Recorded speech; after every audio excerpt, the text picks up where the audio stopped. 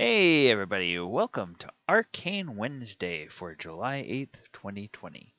I'm your host, DM Gallibond.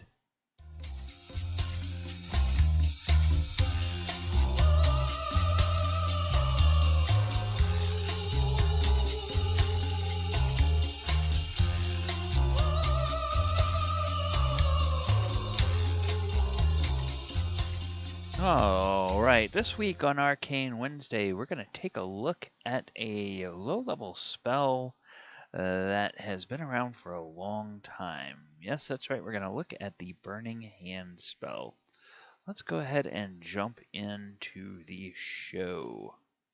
Alright, Burning Hands is a first level spell for sorcerers, wizards, and then some of the warlocks, depending on their patrons and what domains their patrons come from. First level, one action, and it radiates from yourself out to 15 feet in an arc. Verbal and somatic, instantaneous, evocation, and basically what this does is this allows you to hold your hands out kind of like so, and fire shoots out from your fingertips. Like each of your fingers just sprouts a jet of flame that goes 15 feet, fanning out in front of you and burning everything in its path. So each creature in a 15-foot cone makes a dexterity saving throw, and it's 3d6 fire damage on a failed save, or half that on a successful one.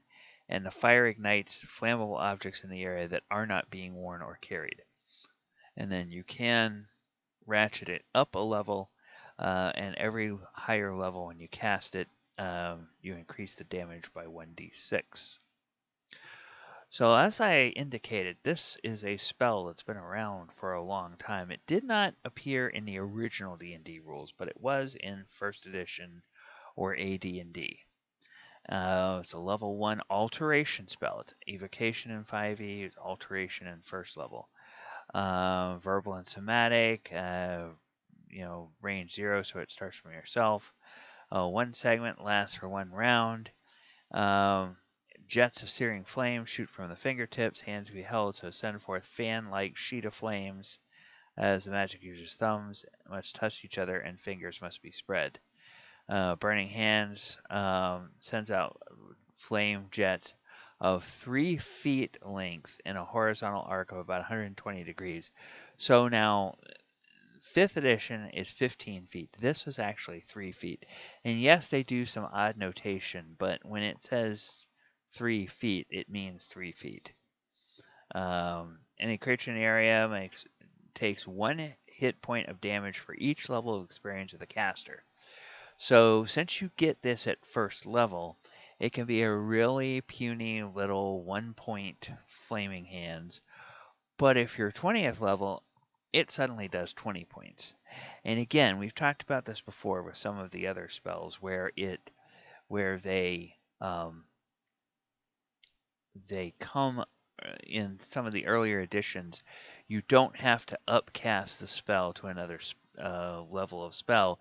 It just automatically increases its effect as the caster gains levels. So that's 2 different ways of showing a more powerful caster. And one is that you allow the caster to cast the spell at a higher level once they understand it and they get more damage out of it, or it just automatically ratchets up as the caster goes. There's arguments to be made for each different way of doing that. So in 2nd edition, this is there's a little bit of change. Most of the time we talk about how 1st edition to 2nd edition, the spells are almost identical. This one is slightly different. So in 1st edition, it said the flame jets were 3 feet long. In 2nd edition, it's 5 feet long. Still a 120-degree arc.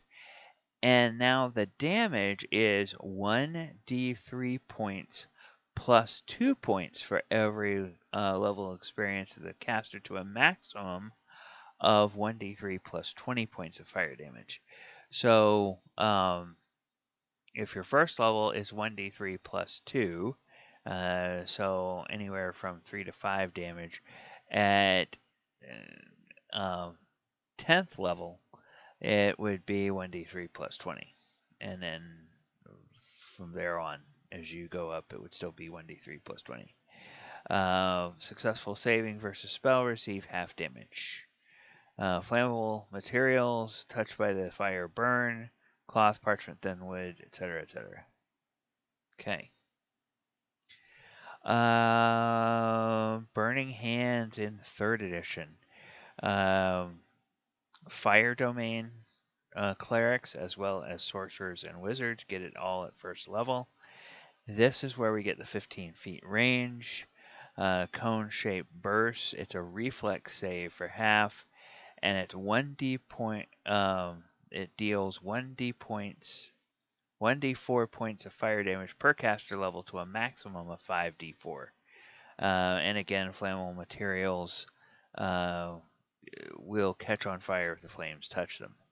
And a character can extinguish burning items as a full round action. So in 5th edition, that's why they make that distinction. If it's something that's not being worn or carried, it will catch on fire. The presumption is if it is a flammable material that's being worn or carried, then the person wearing it or carrying it is going to, beat out the flames and put out the flames so that they're not going to keep burning. That's the logic behind the 5th edition rule. And then this is one that also appears in 4th edition. Because it's 4th edition, it is a little bit different. It's a wizard attack 1, so they get it at 1st level, and it's an encounter power. So that means they can use it only once per encounter. Fierce burst of flame erupts from your hands and scorches nearby foes. Close blast 5, so that means within 5 squares out from you. And a blast is usually directed in an area. A burst is 360 degrees around the point. So every creature in a blast, so every creature within 5 squares in an arc, so that's actually 25 feet as opposed to the 15 feet of 3rd edition and 5th edition. And then it's 2d6 plus intelligence modifier fire damage. Now, that is a scaling thing because in 4th edition, every so often when you go up, you automatically get I think you automatically get bonuses to your ability scores based on half your experience level. So you get a +1 for every 2 levels, essentially. So like when your intelligence modifier would have an additional +5 on it by the time you hit 10th level. So that this is scaling damage that ratchets up as you climb. The 2d6 base always stays the same. So 5e, I kind of like the way 5e does it. It turns everything into a resource management game because if you want to upcast a spell to another level spell slot, well, then that means you're sacrificing a higher level spell slot for a lower spell, which is fine if that's what it's called for. But you're able to do that in 5th edition, and that way you can kind of control how much damage you want to do. If you're, if you are, if you need fire and the only fire spell you have left is Burning Hands, and your 17th level, well, go ahead and upcast that to 9th level, and then you'll get, instead of 3d6, you'll get 3 and 8, you'll get 11d6. That's talking fireball range there. If you upcast burning hands, and of course within the range of the burning hand. So you have to get really close to whatever it is you're trying to flame. As a wizard, that would be usually they probably use this as a defensive thing when something is running at them and they want it to go away. And burn you, you know. All right. Well, what is the most interesting use you have seen of burning hands in a campaign that you have run or that you've been part of? Let me know in the comments below. Also, if you like all the stuff that we're putting up here on YouTube, please go ahead and click the subscribe button and then ring that notification bell. That'll let you know every time a new video posts on the channel. All right, everybody, you can go in the description and find out how to follow me on all the social media platforms. I have been DM Gallibond. This has been Arcane Wednesday. I hope you'll join us back here next Wednesday when we look at another Arcane spell and check out the videos that we drop every day of the week on different aspects of the game of D&D. All right, everyone, take care. God bless. Good night and hope you all have a great evening. See ya.